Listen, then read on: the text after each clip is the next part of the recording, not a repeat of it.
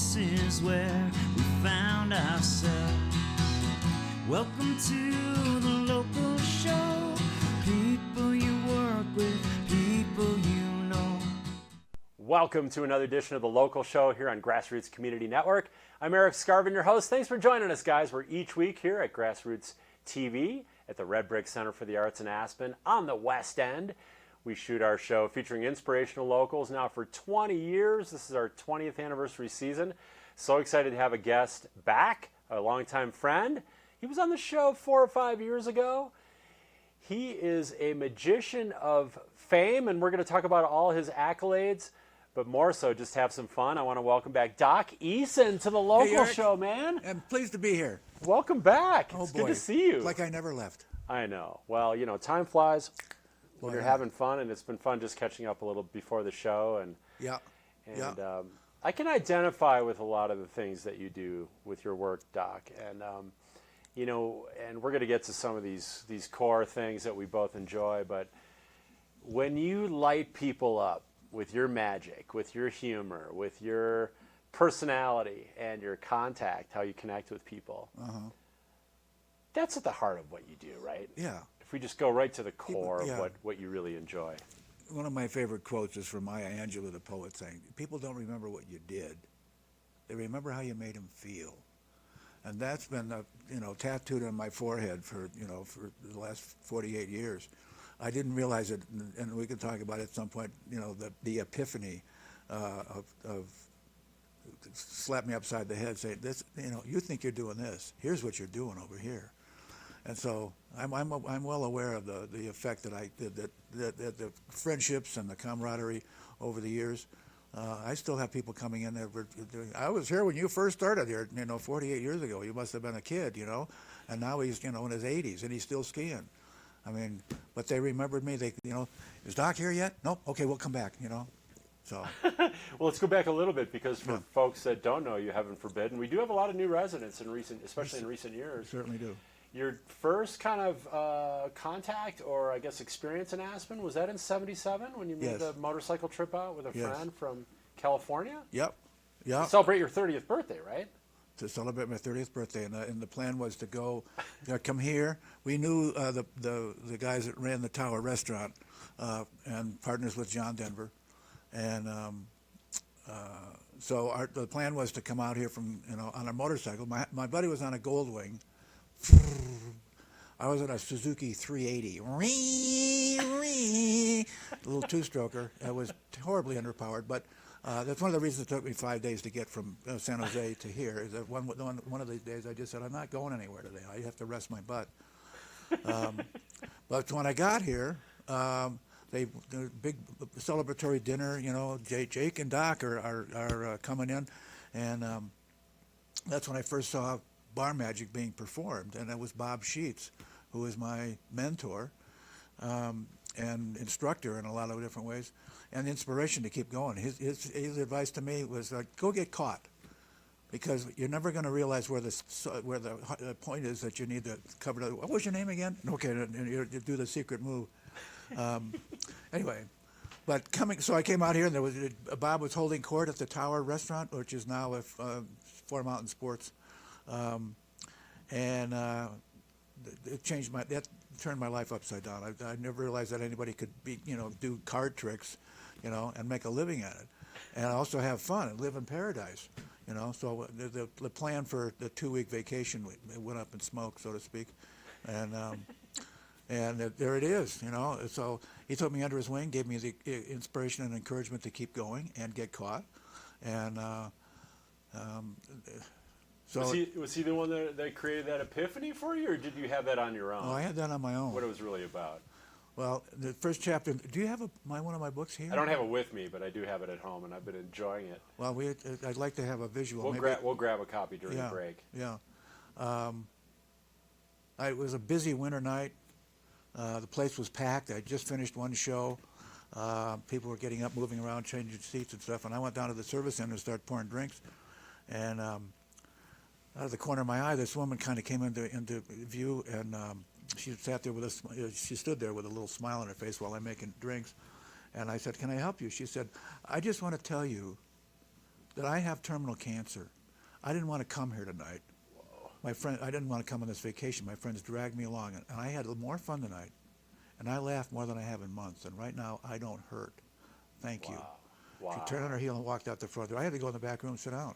Oh my gosh. It just rattled me because suddenly it was like doing these silly tricks and all these jokes to like it helped the lady deal with the effects of chemotherapy. Oh my gosh, that's incredible. That's super powerful. So that's the epiphany when you're that's like, the wow, epiphany. I can have this kind of an effect on a person. And, Hold on just a second. That's okay. Okay. Oh, sorry. You're on a leash. Why don't we actually, this would be a great time to take a break. Let's take our first break of the show, our only break of the show. We'll take care of that. We'll grab a copy of the book. Yes. Guys, I want to thank our winter underwriters for making this series happen. We want to thank Haiti Children, Klug Properties, Local Spirits, Paradise Bakery, Pitkin County Solid Waste Center, Sundog Athletics, and the Wheeler Opera House. Again, we're going to our only break. We'll be back in 2 minutes, and we've got some magic live here on the set with Doc Eason, so don't go away.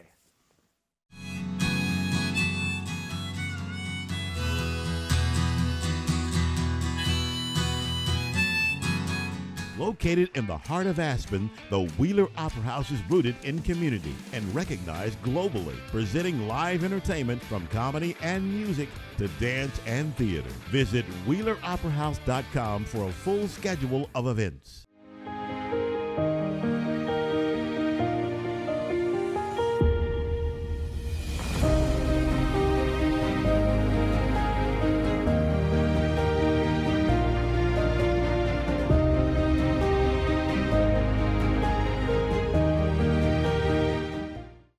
Living in Aspen is more than just owning a home. It's about embracing a way of life. I'm Chris Klug, and I've spent my life immersed in everything this mountain community has to offer, from skiing and snowboarding to art and culture. I understand what makes Aspen special. Discover the Aspen lifestyle with a broker who truly understands it. Join the string beans in helping reduce food waste in our community. Plan menus carefully and only buy what you need. Collect unused scraps for compost. Ask for smaller portions in restaurants. Take home leftovers to eat later. Donate unopened food to our food bank. Let's work in concert to reduce food waste. Locally owned and operated, Local Spirits has low prices, a convenient location next to Exxon gas station with parking, and is Aspen's exclusive cigar dealer. 3% back with our loyalty program. Sundog Athletics, Aspen's adventure sports school and snowshoeing specialists since 1996. Brought to you by Paradise Bakery and Gelateria, serving Aspen for 42 years. Welcome to the local show. People you work with, people you know. Welcome back to the local show, guys. Thanks for sticking with us. It's Cocktails and Doctails here, Doc's book.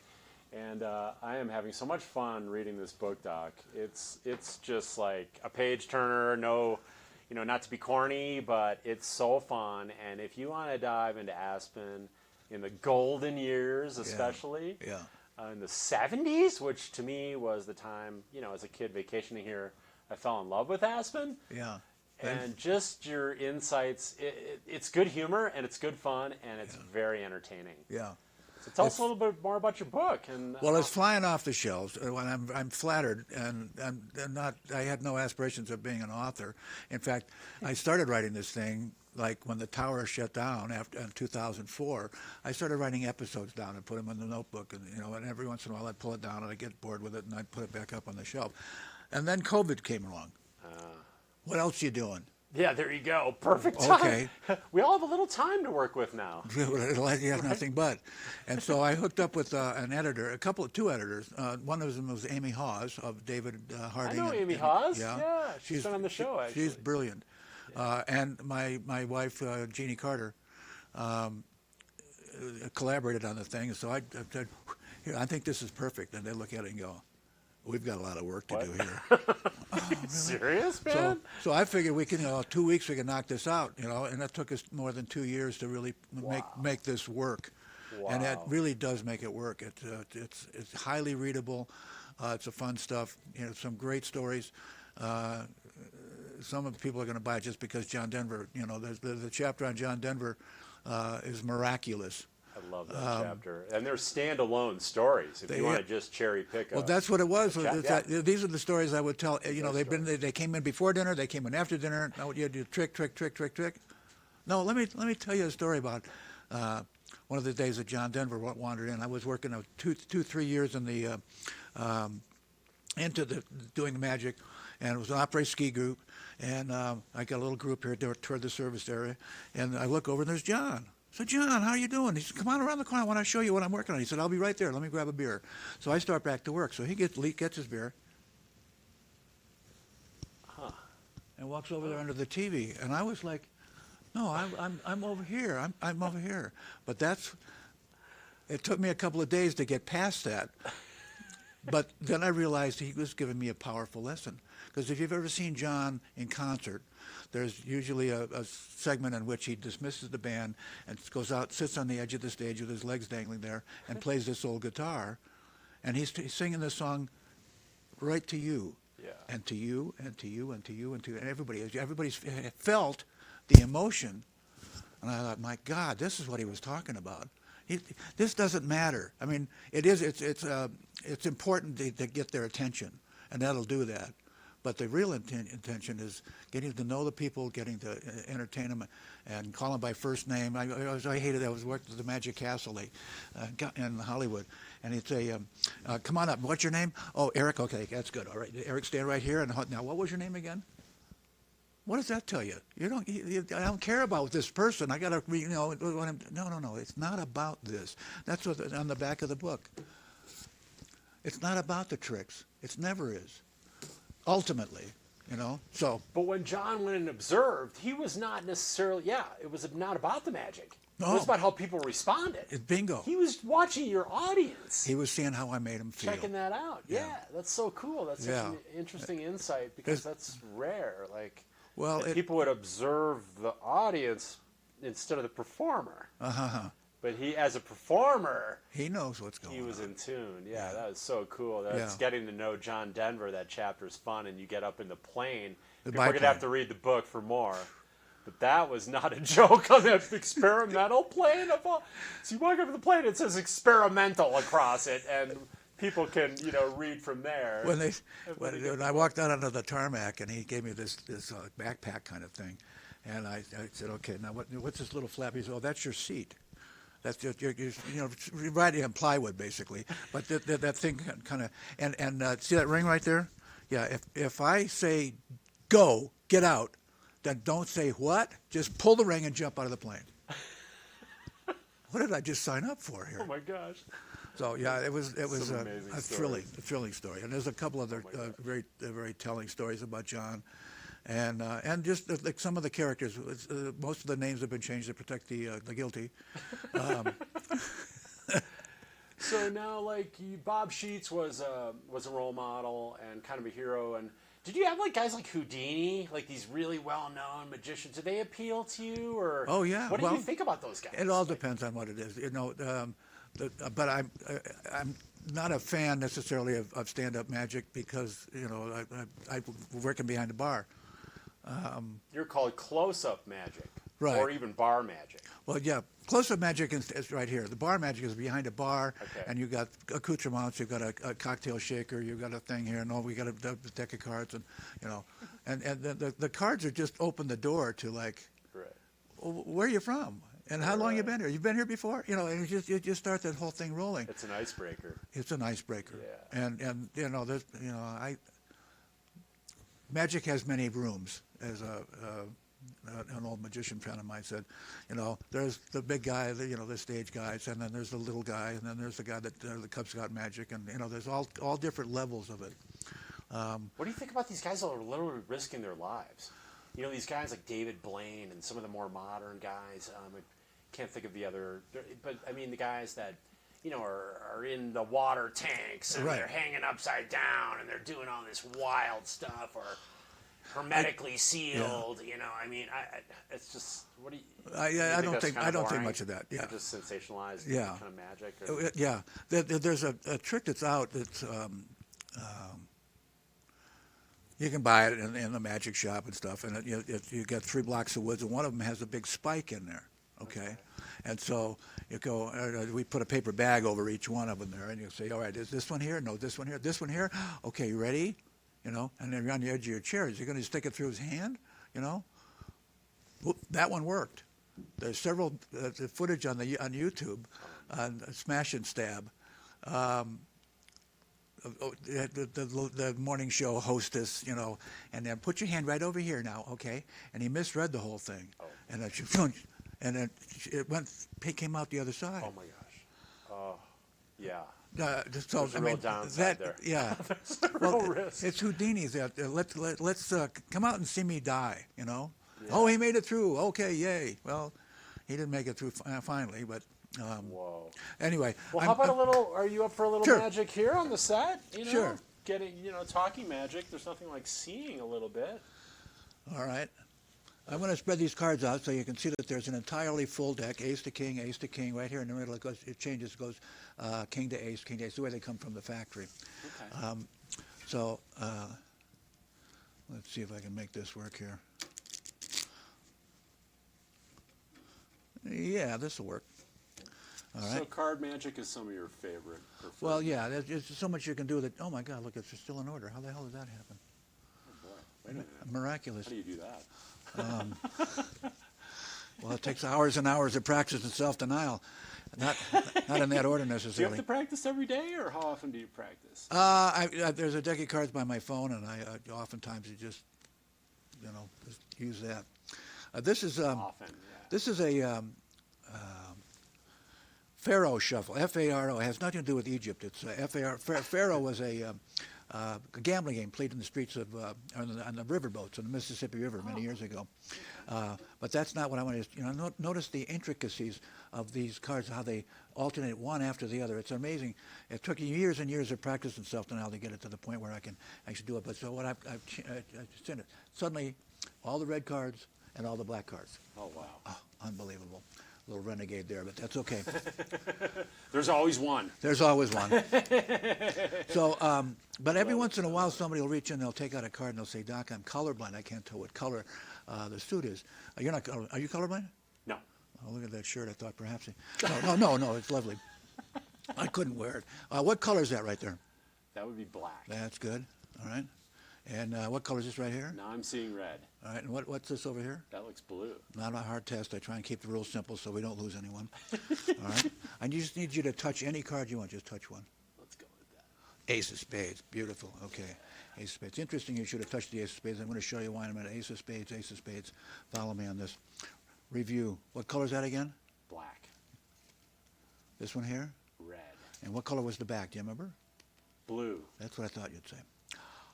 Oh, wait a minute. Oh, my What God. just Wait happened a there? second. Hold on a minute. That ain't right. That ain't right. This is a real deck, too. What the heck? It's unbelievable. Here, Man, push the button right You're there. making me see red. See what that does.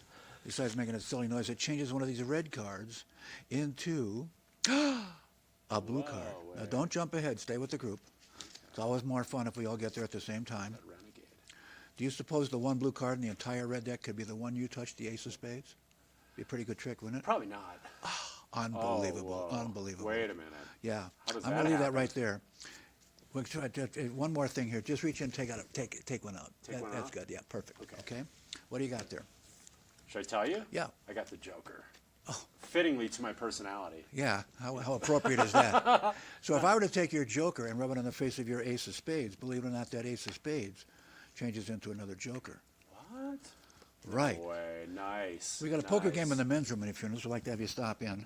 I would never be playing poker with you, man. We've got a seat open for you. It's the only game in town where a flush beats a full house. I love it. So, yeah. So talking before the show, it's interesting because like teaching adventure sports, that's my main occupation with Sundog Athletics. Yeah. We actually have our 29th anniversary in May. Uh-huh. When I stepped out of the Aspen Club into the void to start my own business. So people are like, I need help riding my bike, Eric, and I'd been racing for a while. But like at the core of it, it's like when you see someone do something, especially for the first time, Yeah. they're experiencing it, like riding a mountain bike, for example, and they light up like a light bulb. Mm-hmm. when you're performing and you see that person in your audience who you've connected with light up. That's what I'm here for. It, right? Yeah. Is that your God-given purpose? Or whoever you believe in? I can't help but think it is. Yeah. Whatever. Buddha-given purpose? Right. I mean, do you feel that's really your life's yeah, purpose? I'm in the right place at the right time doing what I should be doing. There you go. And it, I've spent 48 years of people trooping into the bar going, "Oh, you're here, Doc. Let's have drinks for everybody." And it's the Stone Bridge in more recent decades, right? Yes, and it recently changed the hands in the hotel, and the Heathers from our Basalt location, friends, moved they're still in Basalt, but Renee is up at the managing the restaurant and the whole thing. Okay. So it sort of didn't really translate well for me. So I'm sort of at my age I'm sort of kind of push it up into neutral now and then and cruise a little bit, rather than what you ought to do. I said, I'll be dead by the time I finish that project. Come on. But people still hire you for private events as well. That's not just the performing at the. That's what I'm doing. That's what I'm doing mostly is house parties, and I love doing house parties. Because that way, if there's kids in the crowd, I don't care. And if they're at the bar and there's, we used to have a pull-down shade, one of those, kind of roller things, and it says, started off, it said, "Drink heavy, tip big, leave early," ha ha ha, and then across the top of it said, Colorado state law states no one under 21 can sit at a bar. So that eliminated those kids crawling all over the bar, spilling Coca-Cola on the cards and stuff. And just because magic and music both have 5 letters, start with M and end with C, doesn't mean they go together. Okay? Right. Suddenly, this is a great. There's a whole, there's a drum kit, 5 or 6 guitars. This isn't going to work for me. You got to hear me. I got a lot of funny stuff to say. Right. And so. Well, and you've done these around the country. Like we were talking again a little before the show that you've been flown around the country to do events, like private parties and different events. Right. And I also I've taken the show to Europe and half a dozen times, Japan, Australia, just because I know a couple of card tricks, which is like, really? Oh, it's obviously more than that, man. Well, it is, but it's it's there, and it's come on, let's get it out and have some fun. So accolades: 2 times Close-Up Magician of the Year. This is from the Academy of Magical Arts. 2 times Lecturer of the Year. Teaching, yeah. Bar Magician of the Year. You are a regular performer at the world-famous Magic Castle. You mentioned in Hollywood that you perform there.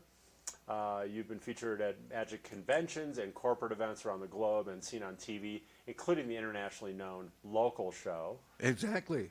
So, what does that stuff mean to you? When you look back on this kind of legendary career, do you kind of go, "That's right," or what? What do the accolades and the awards mean to you?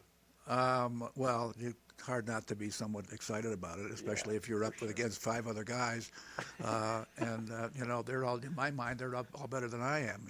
So it's a humbling experience to get the thing, and it makes me feel good. And the little trophies that come along with them. But again, I'm not doing it for the thing. I'm doing it, because it's important. You and I spoke again earlier about these days. These days are scary, and I think a lot of people really long for something to take me away from this horse poop that we have to deal with on a daily basis. Besides Calgon dishwashing soap.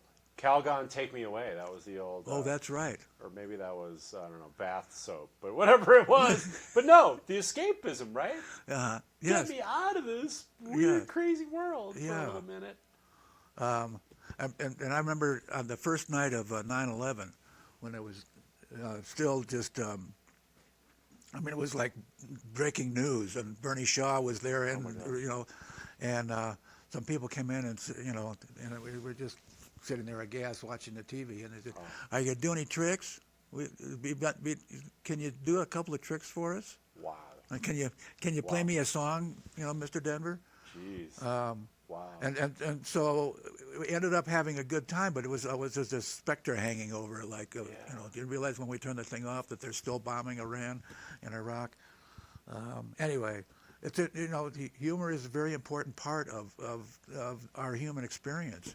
And I'm just one guy that carries a bucket now and then, you know, and further down the field. I don't know. Well, it is. There's a lot in there because there's the escapism part, you know, get us away from this for a little, but the laughter, right? And we know laughter heals. Yes.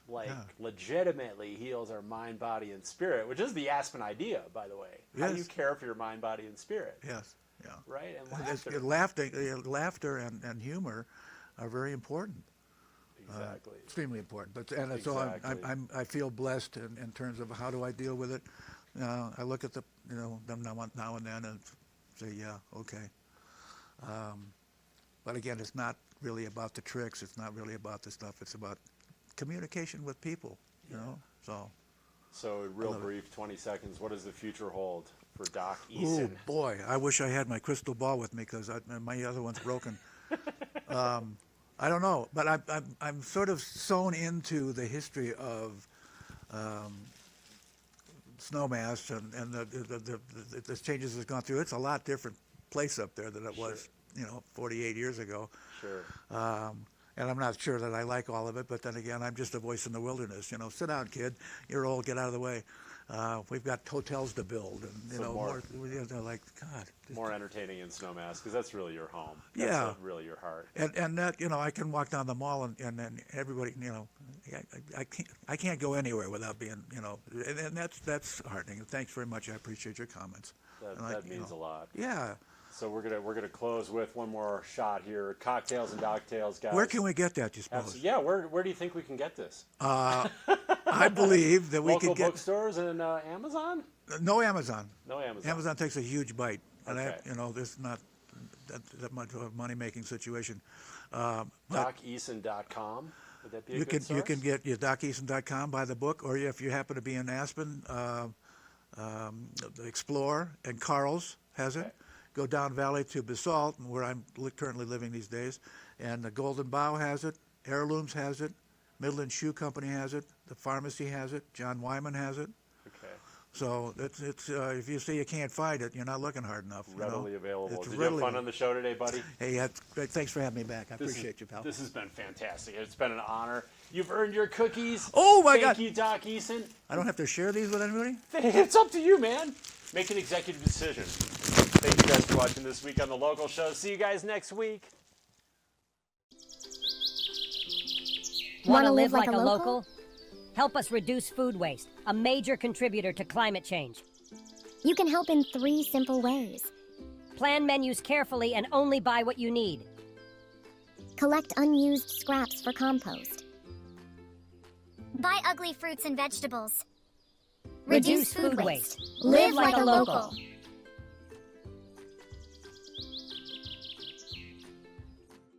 Located in the heart of Aspen, the Wheeler Opera House is rooted in community and recognized globally, presenting live entertainment from comedy and music to dance and theater. Visit WheelerOperaHouse.com for a full schedule of events.